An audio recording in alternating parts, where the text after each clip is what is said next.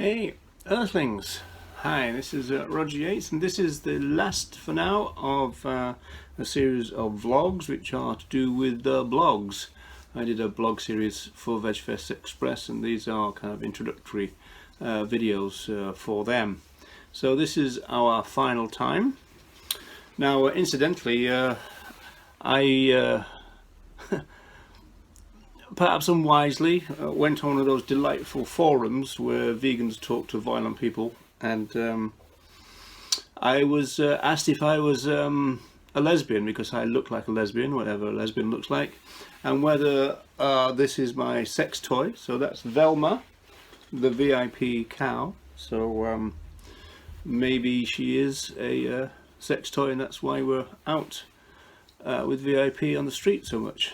Don't know. Anyway, the subject of this last video, and therefore blog entry, is Ronnie Lee. Now, for my generation, Ronnie is really known as the co-founder of first the Band of Mercy and then the Animal Liberation Front. He's served about 13 years in jail for animal liberation related activities. And for a time, actually, I was a cellmate of his, so I could tell the world some dark and deeply disturbing facts about that, but I get paid a retainer for silence, so I can't on that one, unfortunately. So I guess, it's interesting because, like I say, for my generation, that's what Ronnie Lee represented. And now for a new generation, Ronnie Lee is all about vegan education. And I tend to talk about the shift, not necessarily Ronnie's shift, but the shift in general, as being, rather than back in the 80s we were looking for enemies to attack, we're now rather more looking for people to educate. Although we were both involved with the ALF or the ALF-SG supporters group press office, and so we saw education as important back then.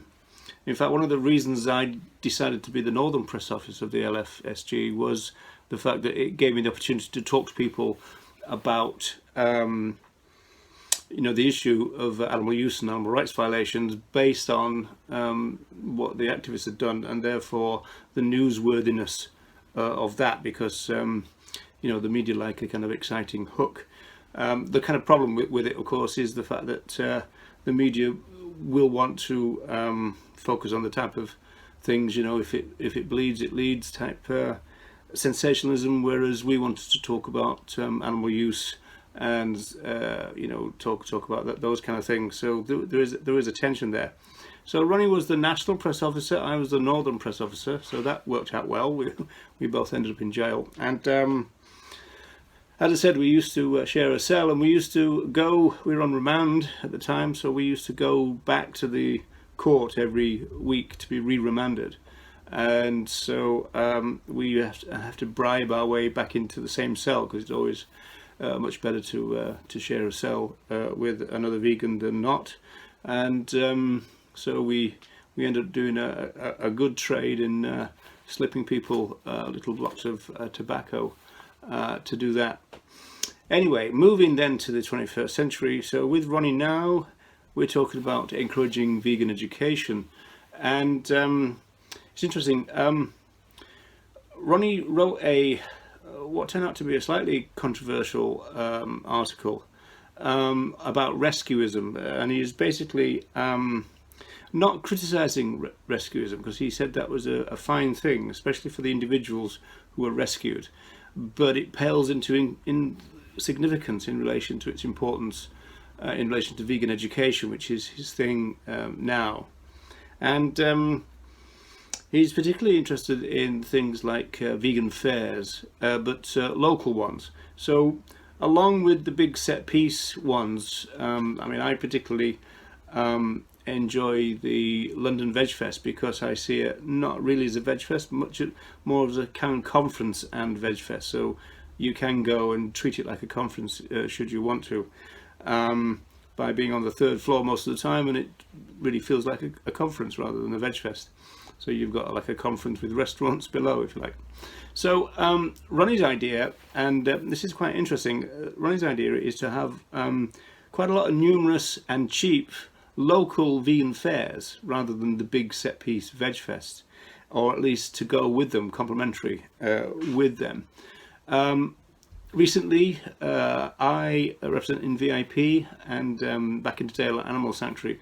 We went to one of these local vegan fairs in Belfast, and it was really good. You know, I mean, obviously we're not talking about thousands of people going, but it still was good. And you know, Ronnie's idea would be to have these happening all the time, maybe in village halls and small kind of arenas or places. And so therefore you might have 10, 20 stalls, activities, events going on, rather than the big set piece things. But the idea would be to make them frequent, and the idea would to make them cheap and ideally free to get in. And another important aspect of that would be to focus on non-vegans.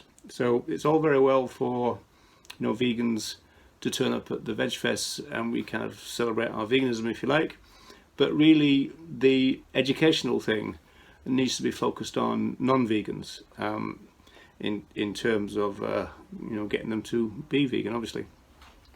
So that would be an important thing. And so what Ronnie specialises in doing is something they call door dropping, which is basically leafleting the area around these small fairs, these vegan fairs. And so you're aiming to make contact with the non-vegans rather than restricting it, say, to social media, where you're going to be talking within the vegan bubble. So that's kind of important. So all of that is in the blog entry, and of course I will put that down below as ever. We're hoping to get together a couple more of the blog entries, and so therefore in the future you might see a few more of these videos too. But I do hope that you like the series. It was good to research them. Went right back to the 1940s, at the beginning of the vegan social movement, and came up, I suppose, to now through the ALF. I suppose in the 1970s came up through philosophy with Tom Reagan, the last one. So it's kind of like an interesting kind of package, I think. And so we're probably going to try and talk to a few still active vegans who went vegan, say, in the 1970s. Ronnie Lee himself, he went vegan in 1972. And it was a different world back then. Just to finish, I always say that Ronnie points out that although there was a few vegans about, the campaigning wasn't about veganism, and all the groups that were campaigning for all the animals, as it were staffed by flesh consumers. And then there was a switch, and by the time we get into the 1980s, late 80s, most of the staff for those kind of groups were vegans then, or vegetarian stroke vegan. But that didn't change the campaigning. It was still single issue, based on blood sports, vivisection, so on, circuses, etc., etc. It's only really the 21st century where veganism is as central as it is. If you've joined the movement within the last 20 years, what you see in terms of the movement is new. We haven't done this before.